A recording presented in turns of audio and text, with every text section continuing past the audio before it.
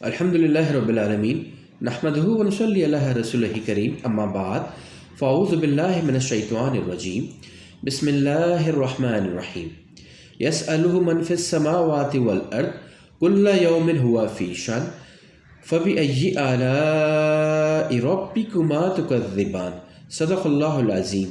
अल्लाहुम्मा सल्लि अला मुहम्मदिन व अला आलि मुहम्मदिन कमा सल्लैता अला इब्राहीम व अला आलि इब्राहीम इन्नका हमीदुम मजीद। अल्लाहुम्मा बारिक अला मुहम्मदिन व अला आलि मुहम्मदिन कमा बारकता अला इब्राहीम व अला आलि इब्राहीम इन्नका हमीदुम मजीद। रब्बि इश्रह ली सदरी व यस्सिर ली अमरी वहलुल उक़दतम मिन लिसानी यफ़क़हू क़ौली आमीन या रब्बल आलमीन। अस्सलामु अलैकुम व रहमतुल्लाहि व बरकातुहू। नाज़रीन मोहतरम, प्रोग्राम मालूमात कुरान में खुश आमदीद। ये प्रोग्राम एक हफ्तावार प्रोग्राम है और इस प्रोग्राम में हम कुरान मजीद की चंद मुंतखब आयत की तिलावत, तर्जुमा और तशरीह का मुताला करते हैं। अलबत्ता आज जो तिलावत आपके सामने की गई है यह है सूरतुर रहमान की आयत नंबर 29 और आयत नंबर 30। जी हाँ, हम सिलसिलेवार सूरतुर रहमान का मुताला कर रहे हैं और इंशाअल्लाह ताला आज हम आयत नंबर 29 और आयत नंबर 30 पढ़ेंगे। इरशाद हुआ है, यसअलुहु मन फिस समावाति वल अर्द, उसी से मांगता है जो कोई भी आसमानों और ज़मीन में है। उस कायनात में जो भी रब की मखलूक है वो रब से ही मांगती है। तमाम मखलूक़ात उस रब की ही मोहताज है। हम अपने आप से ज़रा पूछ लें, जिन आँखों से हम ये पढ़ रहे हैं, अगर ये आँखें देखना छोड़ दें तो हमारी ज़िंदगी कैसी होगी। जिन कानों से हम सुनते हैं, जिन टांगों से हम चलते हैं, जिन हाथों से हम काम करते हैं, ये सब नेमतें अगर ना हो तो हमारी ज़िंदगी कैसी होगी।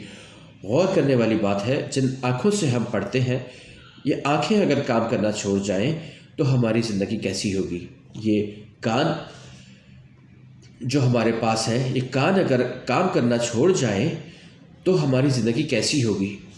ये टांगें जो हमारे पास हैं, ये टांगें अगर ना हो या काम करना छोड़ जाएं तो हमारी ज़िंदगी कैसी होगी। ये हाथ, जिन हाथों से हम पूरा काम करते हैं, ये हाथ हमारे पास ना हो तो हमारी ज़िंदगी कैसी होगी। अल्लाहु अकबर। गौर करने की बात यह है कि सारी नेमतें अगर हमारे पास ना हो तो हमारी ज़िंदगी कैसी होगी।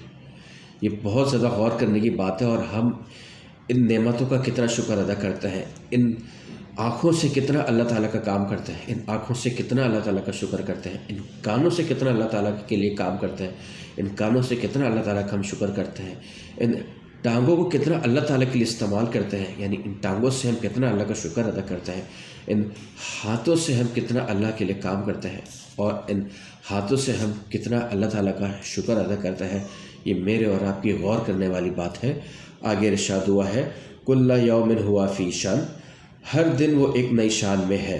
उसका एक तर्जुमा ये किया गया है कि अल्लाह ताला हर दिन नए हाल में है, नए काम में है। बहुत सादा सी तर्जुमानी ये है कि इस कायनात में हर रोज़ तब्दीलियाँ आ रही हैं। अल्लाह किसी को मौत दे रहा है तो किसी को ज़िंदगी दे रहा है, किसी को बीमार कर रहा है तो किसी को सेहत अता कर रहा है, किसी को अरूज अता फरमा रहा है तो किसी को ज़वाल से दो चार कर रहा है, किसी को अमीर बना रहा है तो किसी को गरीब बना रहा है, किसी को हाकिम बना रहा है तो किसी को महकूम बना रहा है। रात और दिन इसके निज़ाम को वही चला रहा है। सूरज के तिलो और गुरूब को सब वो संभाले हुए है।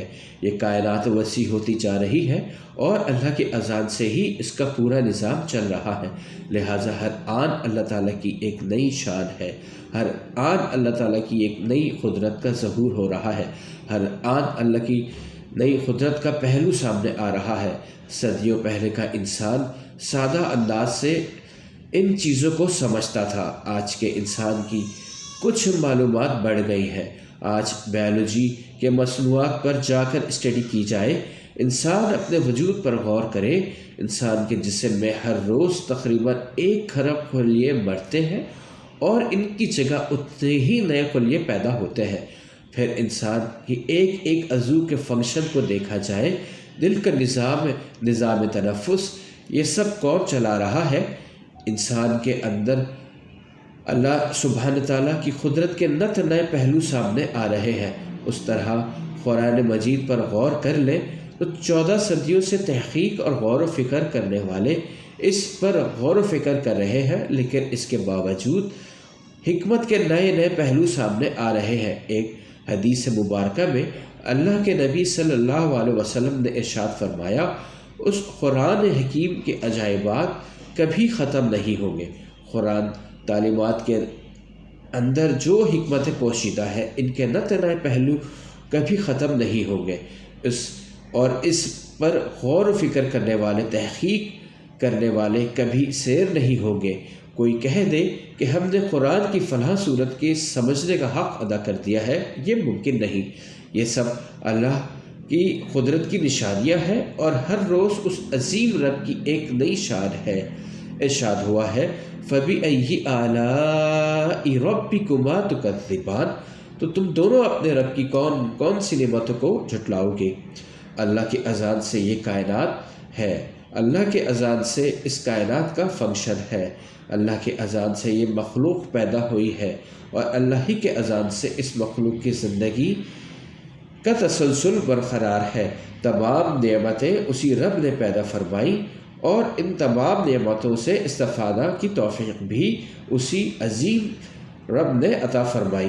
جن و انس غور کریں کہ وہ اپنے رب کی کون سی نعمتوں کو جھٹلائیں گے۔ اس آیت مبارکہ کے جواب میں ہمیں وہی کلمات ادا کرنے چاہیے جو جنات نے ادا کیے تھے۔ جب آپ صلی اللہ علیہ وسلم نے جنات کے سامنے یہ آیت تلاوت فرمائی تھی، تو جنات نے جو الفاظ بیان کیے تھے وہ تھے، لا بشیء من نعامک ربنا نکذب فلک الحمد، فرمایا تیری نعمتوں میں سے کسی کو بھی اے ہمارے رب ہم نہیں جھٹلاتے، پھر تیرے ہی لیے کل شکر و تعریف ہے۔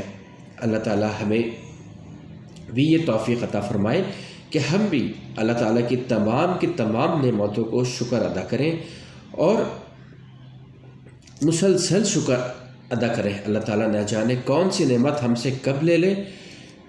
اس نعمت کا استعمال اللہ تعالیٰ کے لیے بھی بھرپور انداز میں کیجیے۔ میری دعا آپ کے لیے، میری دعا میرے لیے، میری دعا آپ کے گھر والوں کے لیے، میرے گھر والوں کے لیے، میرے تمام رشتہ داروں کے لیے، تمام بزرگوں کے لیے، اور میرے دوست احباب کے لیے، اور میرے اہل محلہ کے لیے، تمام لوگوں کے لیے میری دعا ہے۔ اللہ تعالیٰ مجھے اور آپ کو، ہم تمام لوگوں کو قرآن مجید کے بتائے ہوئے راستوں پہ عمل کرنے کی توفیق عطا فرمائے، قرآن مجید کے بتائے ہوئے راستوں پہ کو سمجھنے کی توفیق عطا فرمائے، قرآن مجید کے بتائے ہوئے راستوں کو دوسروں کو ترغیب کرنے کی توفیق بھی عطا فرمائے، اور ہمیں اللہ تعالیٰ کا شکر ادا کرنے کی توفیق عطا فرمائے، اللہ تعالیٰ کی تمام نعمتوں کا شکر ادا کرنے کی توفیق عطا فرمائے۔ آمین یا رب العالمین۔ ملتے ہیں انشاءاللہ تعالیٰ اگلے پروگرام میں، جب تک کے لیے اجازت دیجیے۔ وآخر دعوانا ان الحمد للہ رب العالمین۔ السلام علیکم ورحمۃ اللہ وبرکاتہ۔